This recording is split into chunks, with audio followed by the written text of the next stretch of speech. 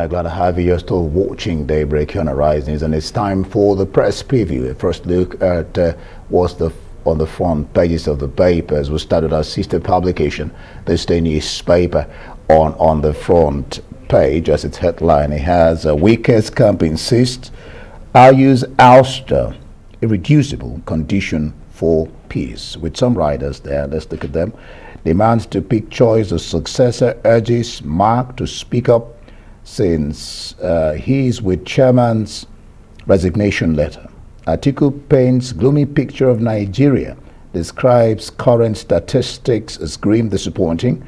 PDP group dismisses Tinubu's presidency as Buhari's third term. And if you look at that picture, there, one-year memorial lecture in honor of Captain Okumbo. Audit report, Senate probes NSITF over 17.128 billion unexplained spending. And then, of course, the police launched ground offensive against criminals nationwide. Let's leave it there for now. Okay, let's take a look at the Punch this morning. Its leading headline, focusing on the economy, says economic crisis. Nigeria's 9 trillion naira oil revenue threatened. Federal government blames theft. Some riders, oil production crashes by over 28 million barrels. Government misses revenue target. Curb oil theft, cut recurrent expenditure to avoid bankruptcy, experts tell the federal government. Just below that, leading photos this morning on the Punch, that's the Lagos-Ibadan Expressway construction, convention ground traffic as police ban hawking. Let's take a look at more headlines just above the nameplate of the Punch this morning. Caution your supporters, police warn presidential candidates and others. The Nation newspaper. Inspector General of Police raises alarm over plot to attack public facilities. Southeast, South youths begin mobilization for Tinubu. Anger in APC over non-refund of nomination fees. And let's look at international newspapers. Daily Express. It says Sir Salman off ventilator and his usual feisty self. But the headline, Radical Trust vows to reform crisis Britain. The Independent this morning, 2 leading headlines here. The first one, protest a year on from Taliban takeover. And that photo, there's a woman protesting in Kabul against the government. Kim Sengputa speaks to families struggling to survive. Just below that, food banks run out of stock as demand surges. Charities demand action as safety net crumbles under pressure. The Financial Times, U.S. lawmakers call for Trump security threat assessment. The I newspaper. Senate and Trust under pressure to cut price cap, and flash flood warning as heat wave ends. Heavy rain and storms on the way as UK enters twilight zone. Met Office issues alert on downpours, but it won't stop water shortages.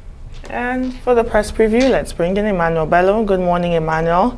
Thanks for joining us this morning. Let's take a look at this day and some political crisis in the PDP. It says Wike's camp insists I use Ouster irreducible condition for peace. They say that's the minimum they will accept to reconcile between himself and the presidential candidate Atiku. 3 issues there. He also demands to pick a choice of successor. And then you have Atiku painting a gloomy picture of Nigeria, describing the current statistics as grim and disappointing. And the PDP group are dismissing Tinubu's presidency as Buhari's 3rd term. What are your thoughts? Well, good morning, Keji. Kenneth, Indy, welcome back from the weekend. Well, yes, it's those gloomy pictures that Atiku is painting of the country is rather, all of us can actually connect with that. And it's campaign mode, and I'm sure all the other opposition party will go after the ruling party, will go after his record, and will paint those kind of gloomy pictures. It's part of campaign strategy. And that is why I think it's so difficult for the APC right now, especially for their spokespersons and all of that. How do they go about campaigning? Because everything they say will be cross-checked or will be fact-checked by the opposition, especially their claims to have done well in all the sectors. And now Atiku is painting a rather gloomy picture. And these are not necessarily opposition rhetorics. These are actually some statistics from even government agencies that suggest that many things are wrong. Of course, the ruling party is doing everything in these last days, trying to rewrite its own record and all of that. But we'll soon be into the campaigns, and this will be on the ballot.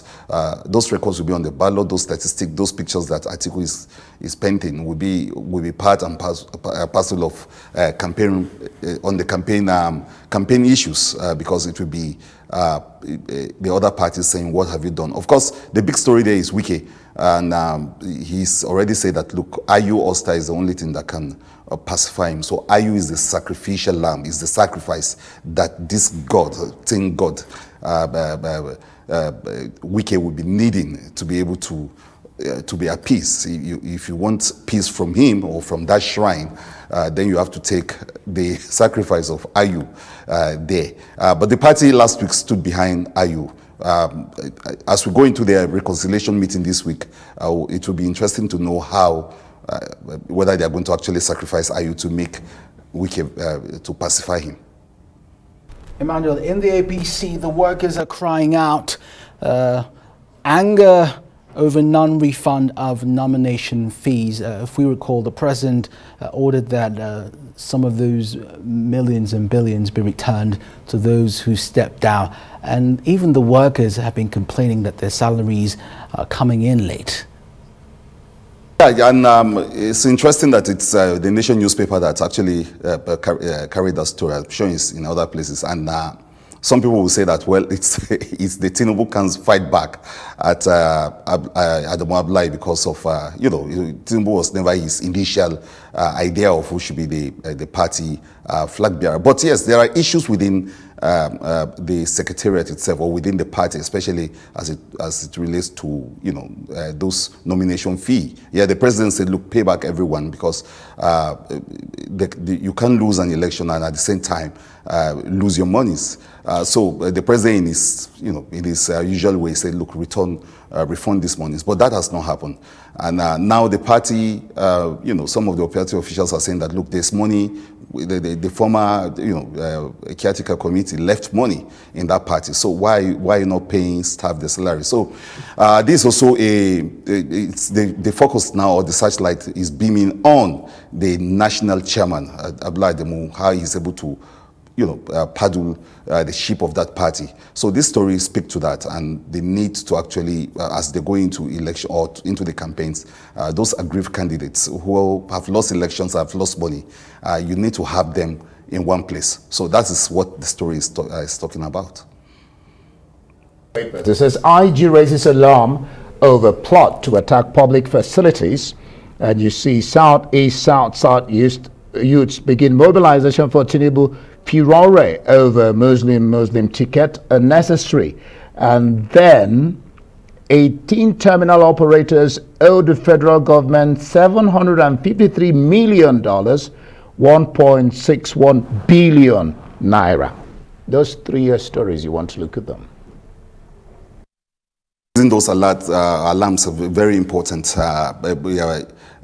Remember that the president himself has been given a 6-week ultimatum to be able to do something about security.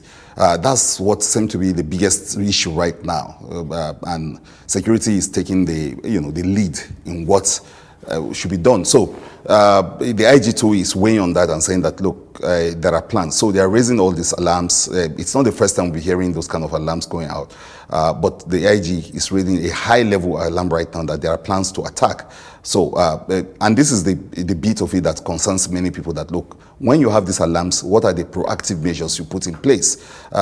So I don't know whether this is for our benefit as individuals, as citizens who are practically defenseless, who are helpless, or this is to tell us what the authorities are doing. But the citizen will continuously look up to leadership to provide that kind of security, because you and I are helpless when it comes to this. I don't know whether they want a buy-in from the public or they want our support in trying to raise these alarms. But whatever it is, it's good that you raise the alarms. But the real work of it is nipping those attacks, nipping them in the bud. Proactive measures that will stop, that will use the information you are gathering to use them very well. In the past, we've had situations where the information gathered, or the intels gathered, the intelligent information gathered, were not used, and so you have those attacks. So this is a challenge, a huge one, on how to nip this in the bud. We already know that there's going to be this attack. What are we doing proactively to ensure that you and I are safe? That becomes the bigger work of the IG, beyond just raising those alarms. Yes, Manuel, better to be on the offensive than the defensive. Let's talk about the economy and the story that the Punch is focusing on. It says economic crisis. Nigeria's 9 trillion naira oil revenue is being threatened. And the rider there says oil production crashes by over 28 million barrels, and this is now threatening the oil revenue. The federal government is blaming oil theft. This is something we've heard multiple times, Emmanuel, isn't it? Yeah, in Keshi, we've had this again and again and again and again. Oil theft, the bunkering that is happening in the south, and of course the big names that are involved in this bunkering, and that's part of the problem. The minister of Petroleum States was talking about the groundwork they're doing to protect those facilities, to see that we're able to meet our quota, the OPEC quota, and because right now we're not taking advantage of that international or global emergency where oil prices are actually shooting up. We're not taking advantage of it. We're getting low or less than what we are supposed to, and it has to do with our production level. And the crisis is those oil theft. There's an operation going on. They call it Dakata Barrow, which is very interesting. In Hausa, it means stop the theft or stop the thief. But we don't know whether that is been, reaping the benefit. You hear even leaders in the South, their governors bemoaning that this crisis is on. But the problem, we have to get to the bottom of it. Who are the thieves? Who are the people encouraging them? It's just like the other issues you have around security. Who are the sponsors? Who are the financiers? Who are the people protecting the thieves? Those are the issues. So while protecting those pipelines, and you are spending huge money in this story, you see the huge amount that is spent on those protection. Yet it seems as if it's not generating much. Of course, we keep hearing reassurances from the authority that they are doing a lot to stop those theft. But at the end of the day, it is the naming and shaming and exposing the big sponsors of this that will actually make the difference between whether we are going to ramp up our revenue base, our production level, and move it up to meet the global demands. Well, that's happening, Emmanuel. The military has been recording some successes over the weekend and the past week. But we still have some kidnappings happening. It comes as the news of 6 female grassroots footballers. They've been kidnapped, and they're demanding, the abductors are demanding 30 million naira. Is this another phase of this kidnap for ransom, Emmanuel? No, Kenneth, it's not a new phase to it. It seems to me as if it's the unending woes and the unending hardship and the fear and the concern that you and I express day and night. Basically, that this has become a serious problem, almost at an industrial scale. Of course, the government will continuously say, look, we're doing a lot. It could have been worse, if not because of the proactive measures, if not because of what we're doing. But I think you and I will continuously demand that we need better security, we need better safety. We need people to be able, those reassurances are there. Government keeps telling us that they're doing a lot. We can go to sleep. The FCT, for instance, is protected. You can do all that. Yes, we hear all of that, but then you hear stories like this, Kenneth, and you begin to wonder whether there's a disconnect between those government reassurances and the actual thing happening on the ground. But at the end of the day, it is better security for lives and property that we put this government in a good light and we give us better reassurances. But so long we're hearing these stories, we keep saying these kind of things, we begin to wonder whether it's not those reassurances are not just theoretical in nature. All right, just briefly before we let you go, on the international scene, Salman Rushdie in Daily Express. Salman Rushdie off ventilator, his usual feisty self. That's good news for his family. Yeah, good news. And then for the rest of us too, the champions of freedom of expression, free speech, and all of that. It's a good thing to see Salman. Of course, Salman Rushdie, the man that has a fatwa on his head because of what he wrote, the satanic verses, and all of that. And we follow the story of how he was attacked.